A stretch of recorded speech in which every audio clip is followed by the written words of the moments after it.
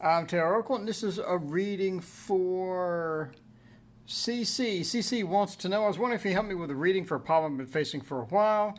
I've been on and off again relationship with a boy for 9 years. We have a strong bond. We're able to pinpoint, feel each other's emotions, even when we have no contact, almost down to the minute, but the actual relationship is unattainable. We live on two different continents. We've never met face to face. We go about 2 years of being separated, then we were drawn back together, etc., etc. I don't even know where to begin figuring out. Any insight would be appreciated. All right, well, we have a lot of, look how many majors we have here. We have the Tower, the World, the Empress, and Justice. So, yeah, we have a ton of majors. So you have met, congratulations, by the way, your emotional soulmate. So what is an emotional soulmate? Well, there's 3 types of soulmates in my triple soulmate theory. I still need to make that video. The first type of soulmate is physical, and physical is pretty good short-term relationship. It's a pretty good relationship. When emotional is the second one, and that is a pretty good relationship as well. But yeah, emotional's on and off, man. Physical is on, and then it stays on if you can sort of recover from it. Emotional is on and off. Mental soulmate is the last type, and that's just terrible. So, but yeah, emotional soulmate is on and off. I mean, your nature of your relationship is on and off, and according to you, it's already on and off. So, I mean, it's not going to be something as far as, especially level 2 continents, it's going to be a long-term commitment. After 9 years, I think you have settled within your pattern.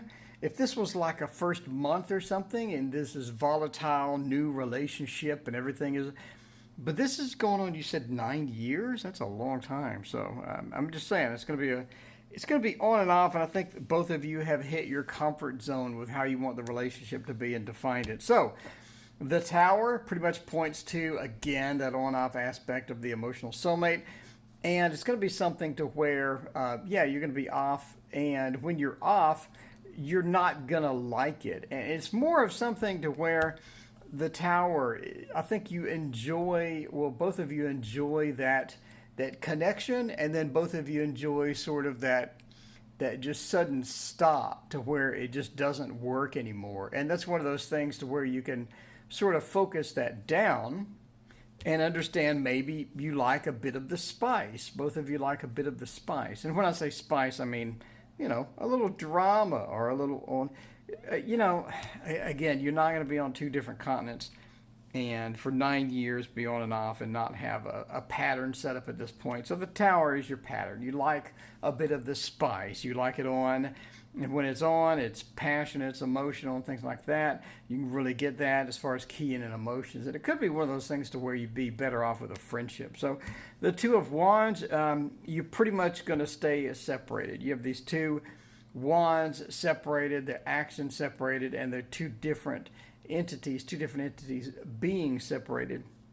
And that's one of those things that's tied by the key. I mean, you're tied, again, by the fact that it's an emotional soulmate. You're tied by your connection, your emotional connection, and it's something to where you can both bounce not only relationship information, that you have a relationship locally with each other, but you can also be in tune with getting some emotional communication. And that's important a lot of times, right? Because I mean, even friends nowadays, half those are online. So, I mean, other than a close family member, it's really hard to be emotionally communicative with somebody.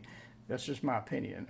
I mean, you know what I'm saying? I mean, it takes a really, really close friend to just share your emotions and for them to understand it and stuff like that. So when you have somebody like that, you should treasure that, in my opinion. So the key is going to be your distance, but you are bonded by emotional soulmates. You're going to be good, and you're pretty much going to have a relationship of some type for the rest of your life. I mean, even if you think you're permanently separated, I think it's going to come back together because it is a soulmate, and you both need that particular thing. But there is the spice, and maybe it's not something that you want to lean on for a long-term relationship or a long-term commitment. Sometimes you just have a relationship and you know it's not long-term, so it's one of those things.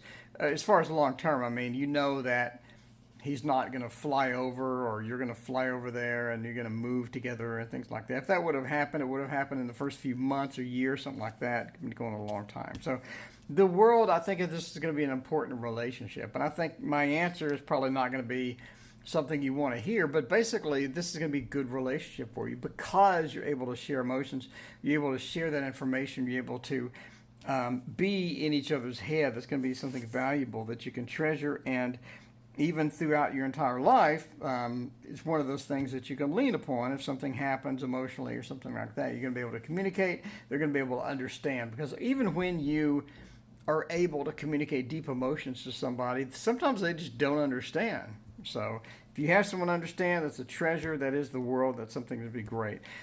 Empress and the Page of Cups. I think you're really going to be maturing more in this level than they are. I think it's going to be one of those things to where this is a comfort zone for you, and then maybe not so much for them. But maybe just explain emotional soulmate. When I do the soulmate video, maybe point out what emotional soulmate is or whatever. So yeah, you're going to have a faster maturity rate. In other words, a faster comfort rate with this once you can get in your mind to get comfortable and things like that. And I think that's going to be important for you as well. Justice.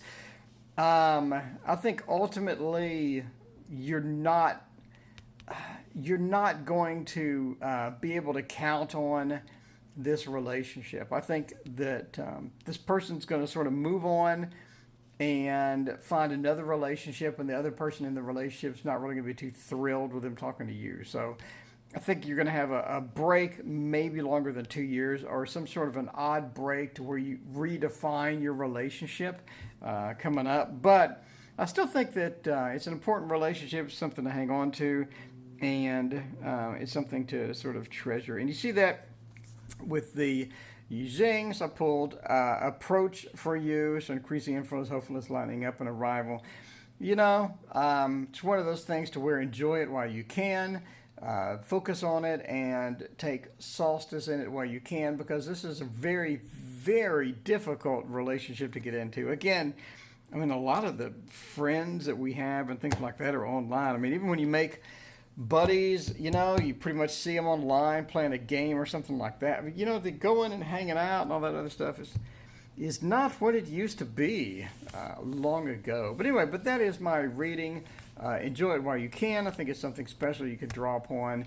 The separation, I think, is going to be key. I think if you actually moved in with each other, you drive each other crazy. So just my opinion based upon what I see in the cards. Anyway, that is my opinion and reading. If you would like a free reading of your own and you're watching this, email me at the link or the email address in the description.